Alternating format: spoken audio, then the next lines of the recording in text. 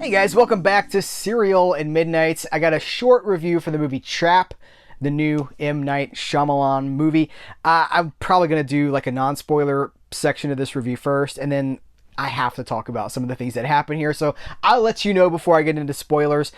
I was really excited about this movie. It's an idea that we've never seen on screen before. The premise being that a dad goes to a concert with his daughter and finds out that there's a serial killer in the venue, and that the cops, like, the whole thing is a trap to catch the serial killer, and he's the serial killer. That's a really cool idea. And in the hands of Shyamalan, he can't just leave it alone. Like, it's got to be more than that. That's the thing. Is like Shyamalan can't stop Shyamalaning. So, for non-spoiler stuff, I really like Josh Hartnett in this role. I know a lot of people have said he was miscast. I think he's trying to swerve expectations, and I think he mostly does a pretty good job of doing that. The script does not always give him the best material to work with. There's things that just feel... This movie, like Shyamalan's career, frankly, is very hit or miss. The performer, Shyamalan has a cameo in the movie because he's Hitchcocking he's doing the Hitchcock thing. Hitchcocking is a verb, I guess. And his daughter is the star, the performing artist in the movie that everyone has gone to see. So that's part of the problem. Is like she seems very lovely. She seems like a very lovely person, and I gather that so much of this movie comes from Shyamalan's relationship with his daughter. But it puts so much pressure on her to deliver this thing, and I don't think she can do it. She's very young. She seems very inexperienced. Again, I feel almost bad saying this because she seems so lovely, but this movie is punching over her weight class, and it feels like it, honestly. But the premise is, a cool idea, and it doesn't really go as dark as it should, as dark as it needs to, really, because we're talking about a serial killer that we don't really get to see doing what he does. And, honestly, I just think that it needed another draft. I think that the idea is there, but here's the premise of the trap, right? What you see in the trailers, that's not all of the movie. The movie keeps going. And then it keeps going after that. And then it just keeps going. It's like, how about a twist? How about another twist? How about another? Like, it just keeps going. And I think that's the problem with Shyamalan for me, is that he just doesn't... The dude needs to go make a romantic comedy. Or like a movie about, dolphins or something. I don't know. He needs to stop trying to out Shyamalan himself. But I get it, because you're the guy that did The Sixth Sense, right? So everybody expects this one thing from you. Has he really shown... I know he's done some franchise work, and that's not what I'm talking about. That's not what I want him to go do. Has he shown an ability... Like, I think that's just what he likes to do. Even the marketing for this, they're like the new Shyamalan experience. Can we just have a movie with characters that we can invest in, and a story that, like, does everything have to be an experience?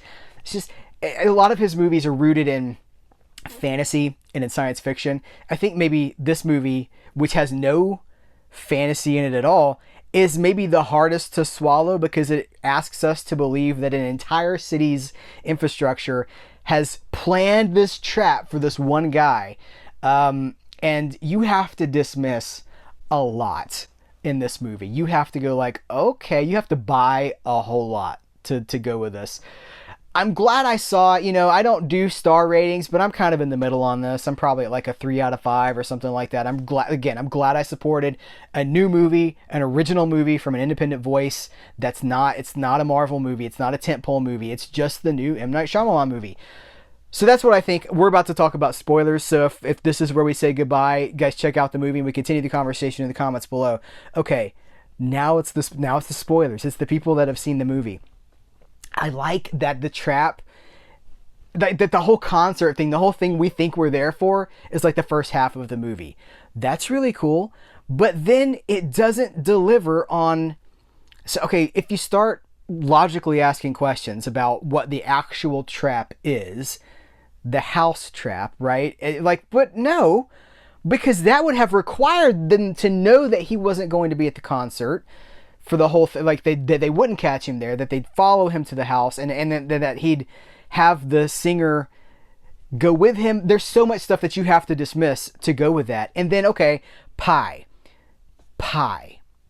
The second, what's the phrase? Like if you introduce a gun in Act 2, it has to be used in Act 3 or whatever. If you introduce a slice of pie at the end of a movie, someone has to eat that pie, and that pie needs to be poisoned. It's like I can't buy. That broke the movie for me. The idea of like, well, before you do this thing, how about some pie? I was like, no, no. It's just, again, it's swerve after swerve, and it's Shyamalan trying to outrun the script, trying to outrun the premise that he himself came up with. This needed at least one more draft. Furthermore, here's my biggest complaint about the movie is that, like, the mom, we spend the first half of the movie father and daughter. The daughter should be the catalyst that ends up with his being caught. She needs to be the one, because that's the one that we spent, it's that duo, that them playing off of each other. She needs to be the one. Shyamalan didn't get that, or he didn't agree with that. And then the whole last segment of the movie where there's yet another twist.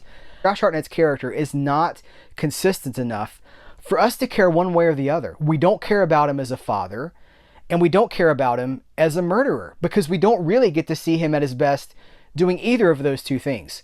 So ultimately, this is another one of those Shyamalan films that feels great on paper. It's a great idea, but the execution just leaves a little something to be desired. It's not just me, right? There's some holes in this thing, some serious holes.